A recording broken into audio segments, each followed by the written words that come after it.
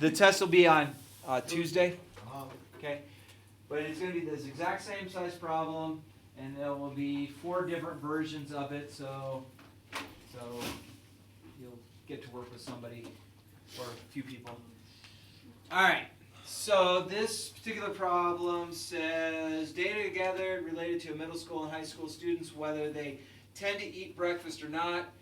This table shows the stuff. Now, the thing about on page, what are we on, 130, page 136, notice they didn't total these correct, so make sure you make the corrections that 40 plus 12 is equal to 52. They didn't total here. The 90 was fine, but they didn't total up the rest of it correctly.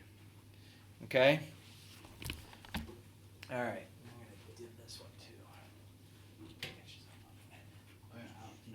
All right. So, let's figure out the expected value for each. So we're going to find this. We're going to figure out that expected value first. So that's going to be 54 times 52 divided by 90. Is that okay? Do you see where I got my numbers from? Okay. I trust that you all could do this. You all could do it. Okay. Now I'm going to go here, which is going to be 54 times 38 divided by 90. You see how I got that? And then this 12, I'm going to go 36 times 52 divided by 90. And then do this one in burgundy. And then that's 36 times 52 divided by 90. We A-okay on those? All right.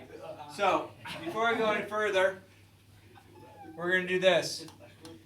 Our null, our alternative, our null is age and eating are independent. Age and eating are not independent, which is referring this to be dependent. Okay? So that's where we're going to test that alternative to see if this is going to work. All right, so now I need to run through real quick, just do that quick arithmetic. Okay, and so 54 times 52 divided by 90. So this comes to 31.2. 54 times 38 divided by 90 is 22.8. 36 times 52 divided by 90 is 20.8. And 36 times 52 divided by 90 is 20.8.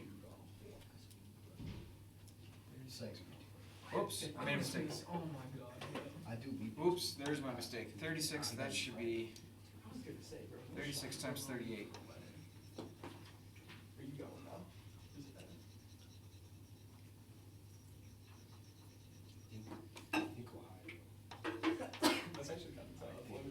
So 36 times 38 divided by 90, and so that comes out to 15.2. All right, so friends, these are the expected values.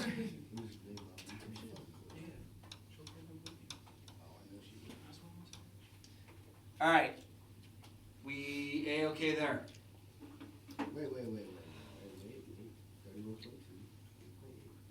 Yeah, we did it. All right, I like when I did it kind of sort of correct. All right, so now, all of these values here, the 40, 14, 12, and 24, are our observed values. So now we want to find the chi-squared for each of these. So the chi-squared, we're going to do observed minus expected divided by, or squared divided by the expected. For the other one next to it, I'm going to do the 14 minus 22.8 quantity squared divided by 22.8. The next one I'm going to do is 12 minus 20.8 quantity squared divided by 20.8. And then the last one is going to be 24 minus 15.2 quantity squared divided by 15.2. Everybody still with me? And then we just have to do that arithmetic. So 40 minus 31.2, square that, divided by 31.2. So this comes out to 2.4. Actually, I'll make that 2.5, just round to one decimal. 14 minus 22.8, square that, divided by 22.8, which is 3.4 to one decimal. This one is going to be 12 minus 20.8, square that. Did that come out the same? Did I do that? We're all right? We're good? Why did I get a...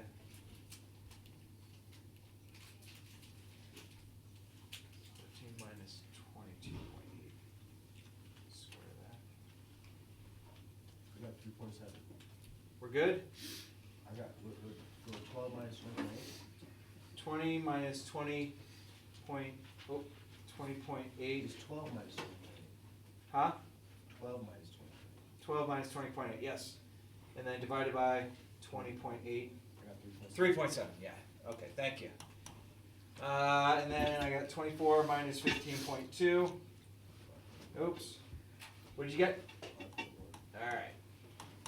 So those are our chi-squares. If I want to sum my chi-squareds, I'm going to add 2.5, 3.4, 3.7, and 5.1. Did you get an answer there? I got 14.7. 14.7? All right. So we're almost ready to jump onto Desmos. The last thing I have to find before I go to Desmos, Degrees of freedom. degrees of freedom. It's just one. Yeah, it is. So degrees of freedom is going to be row minus 1 times column minus 1, which is 2 minus 1, 2 minus 1, which my degrees of freedom comes out to 1. Okay? Now degrees of freedom of 1 is kind of a goofier looking graph.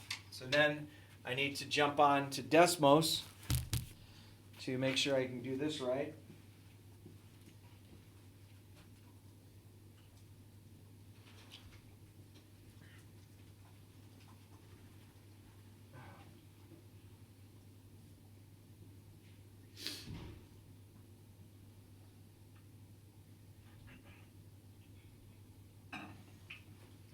Desmos.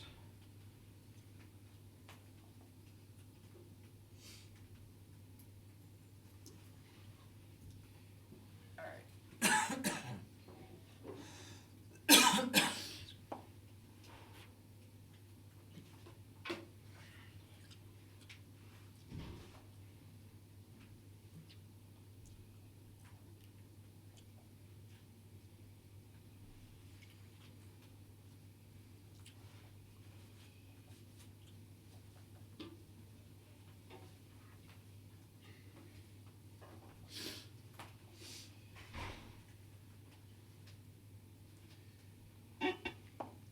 This will be brought to you by We Are Free to Do What We Want. Sound good? All right. Ooh, actually I have to go to here. Freedom of America.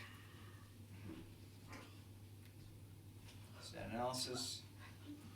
So you'll have to go into last week. Chi-square distribution on Desmos. Freedom. All right. So degrees of freedom. We're going to change that. It's going to go to 1. Okay, look at that, how that curve looks so much different. Agree? The reason that graph is so different is our degrees of freedom are 1. It doesn't even look like a normal distribution any longer. And then we had gotten, what was our number? Our 14.7. how much? 14.7. 14.7, thank I you. got 0. 14.7, you got 0?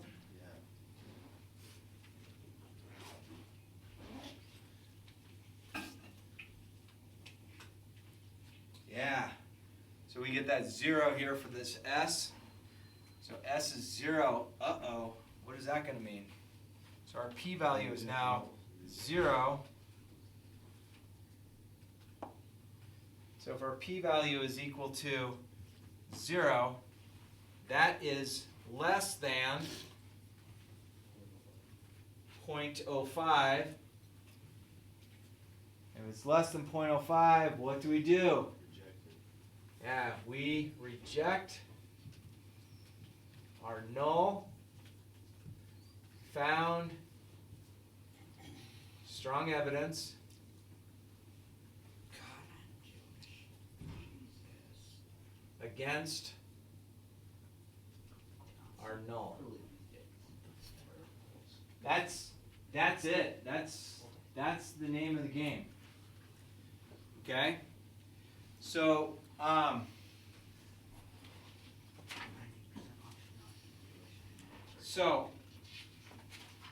what part of what we have up here isn't clear to you? If I gave you that kind of problem, we're going to do this kind of problem tomorrow.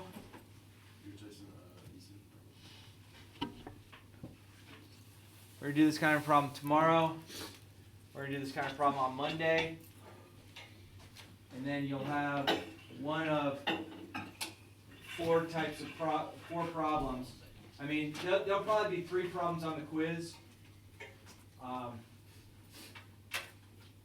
3 problems on the quiz, there'll be 4 different versions of the quiz. So you'll have 3 or 4 people to work with in class on your part of the test. But, I mean, notes are open. You know, obviously we're looking for null, the alternative. This is chi-squared. This is the big thing. We're heading to the end of stats. Now, I have a question for you. Tomorrow, do you want a real life application type of just easy day, or do you want to do another one of these I won't be problems? here, You won't be here? Yep. I'll ask you. because I don't want to see you. Just going to Syracuse. I mean, Little tricky trick. that's fine. Yeah, it'll be fun. So, everyone good on this? We all happy? I'm running away. Not the hardest problem? It's recorded.